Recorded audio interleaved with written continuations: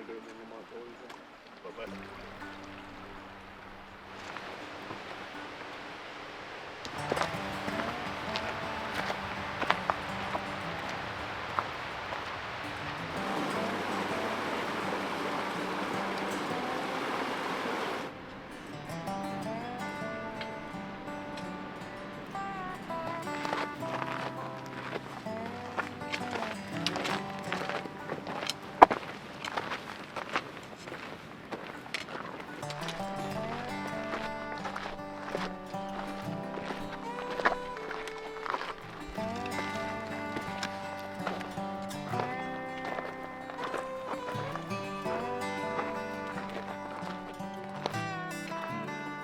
Oh, my friends, I am so stoked to be here right now. I am in the Sierra Mountains of California, experiencing something new for the very first time, as this is my first time in the Sierra. And we're doing 62 miles and a section of the John Muir Trail, and just so grateful for the opportunity. I'm with my good friend Jim and his friend Brian, who's now my friend as well. And we're gonna enjoy the next 5 days, 4 nights together in just an incredible place. I cannot wait to share it with you guys.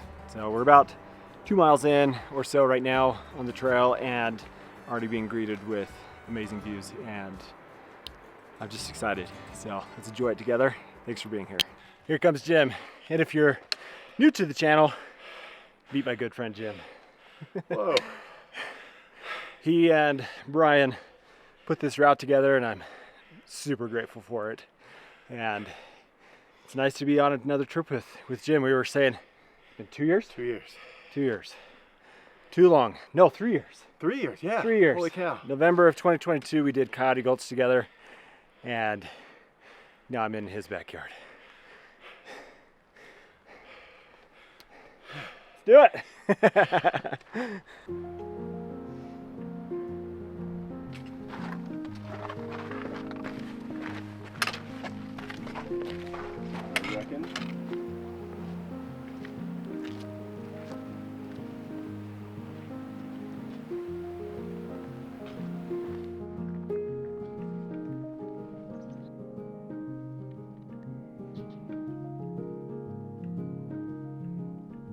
So we're making our way to the first pass for the trip and just kind of working through this basin, and this is stunning. Like, it's big.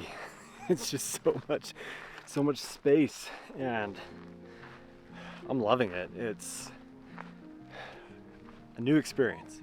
That's what I wanted, and definitely what this is providing. But excited to get up over the pass. We're already at 10,800 feet and got more elevation to gain.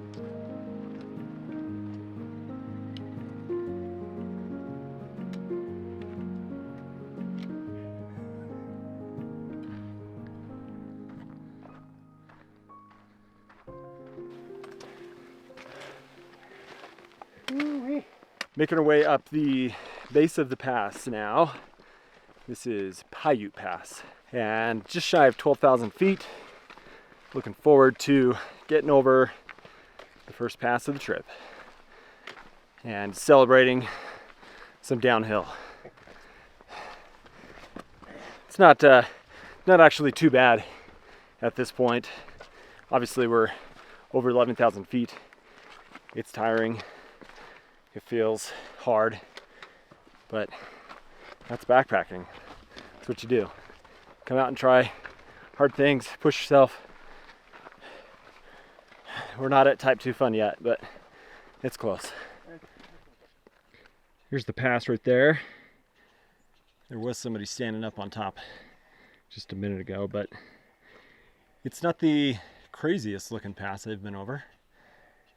It's been pretty gradual, which is nice. And this is your first time over this pass, right? First time over this specific one, yeah, but we've done, I don't even know how many Sierra passes in the last 10 years. A lot. This is one of the easier ones we've done, that's for sure.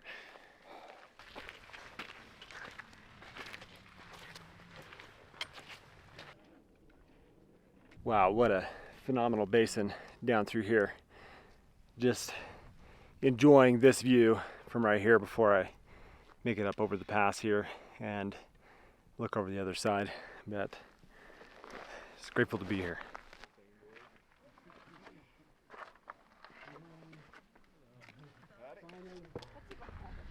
Oh, wow. That is huge. Oh my gosh. How's that real?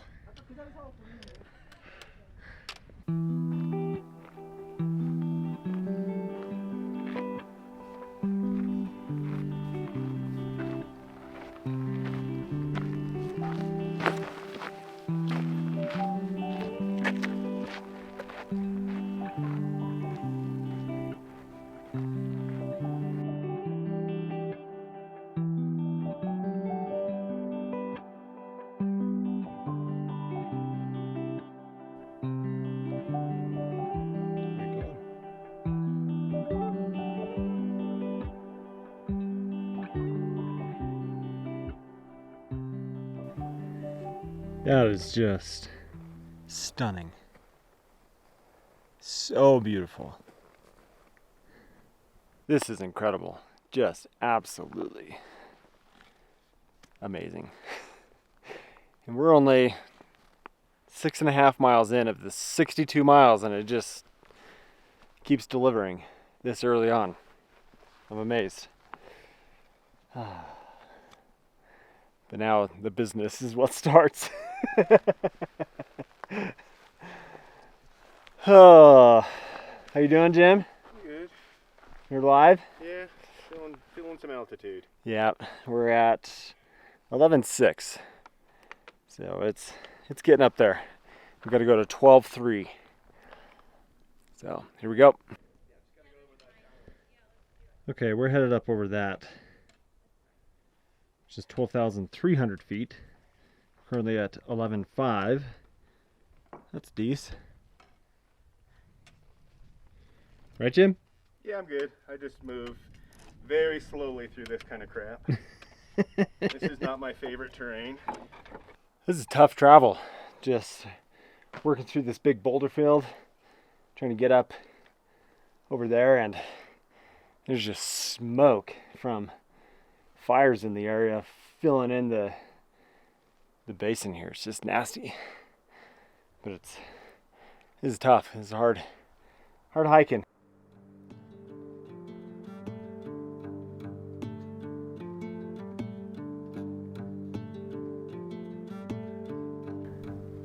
This is not the information I wanted to update with, but real talk for a second. We decided to turn back from the pass, and there's just a lot of variables at play right now with the planned trip, and so I don't totally know what is going to happen, what we're going to do. But the other thing that is concerning right now is the amount of smoke that has moved into the area. So you can see this. I don't even know if you can see it back there, but it's just, there's ash in the air, which is a slight cause for concern because there's no idea if there is a fire close by or what the situation is with it. But it's giving a headache, it's making it hard to breathe, and not too stoked on the idea of having to sleep and breathe in the smoke all night. So we've just got some discussion to have.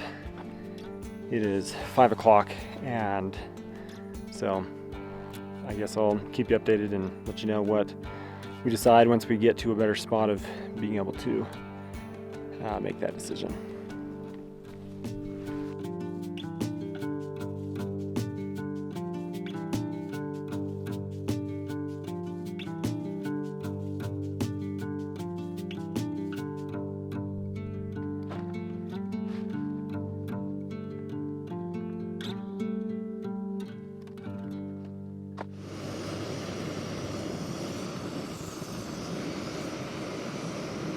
I think based off of the information that I sent some text messages to a friend of mine to get some information on the fire that is clearly close by. Turns out it's about 30 miles from us, and it's just blowing all the smoke and everything in our direction. So I think what we've decided is to eat dinner, and then we are hiking back to the car. So we're about 6 miles from this point to the car, and that's the update.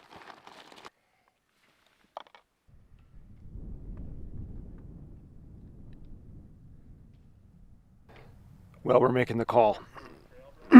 We are walking back to the car, and it is absolutely not the decision that we want to make.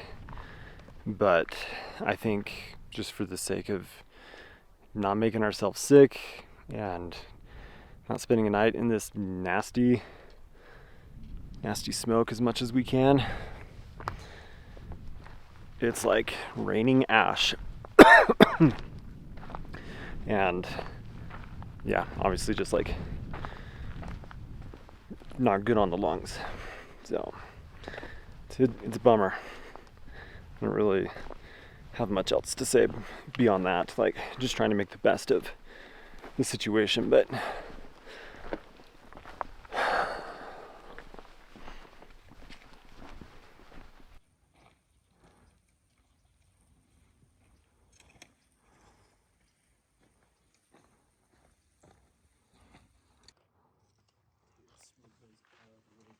that is nasty.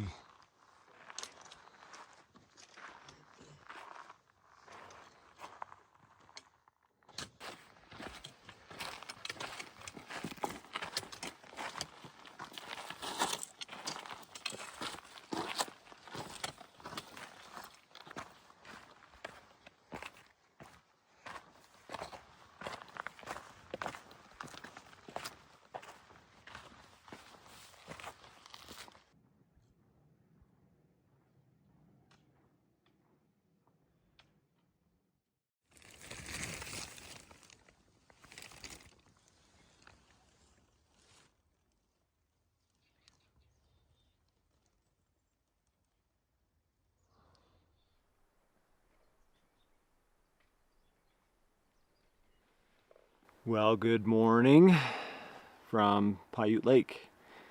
We've got packs on and are now walking back to the car. This is like obviously not the the way that this trip was designed to go, how it was meant to go, and there's a level of disappointment that comes along with a situation like this. It's only day 2. We're supposed to be out for another 3 days. But there are like several variables that are at play here that I think are important to discuss and mention, because it just comes down to like what is the reality of making the right decisions and being in the right place at the right time, if that makes sense.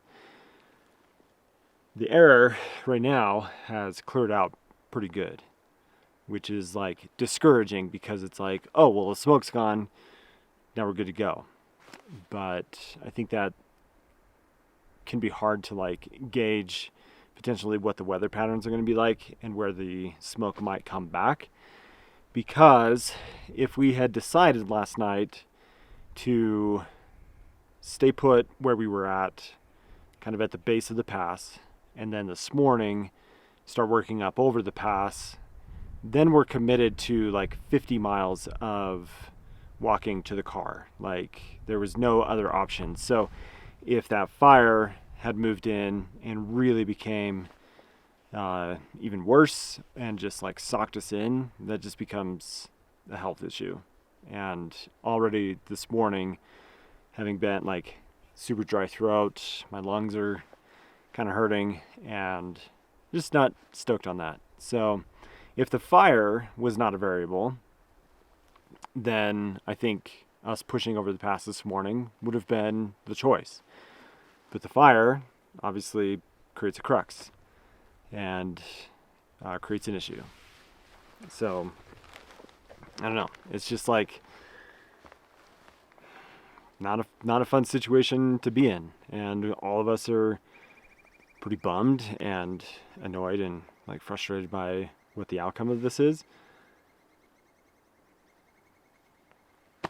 Some things you can't control though, and like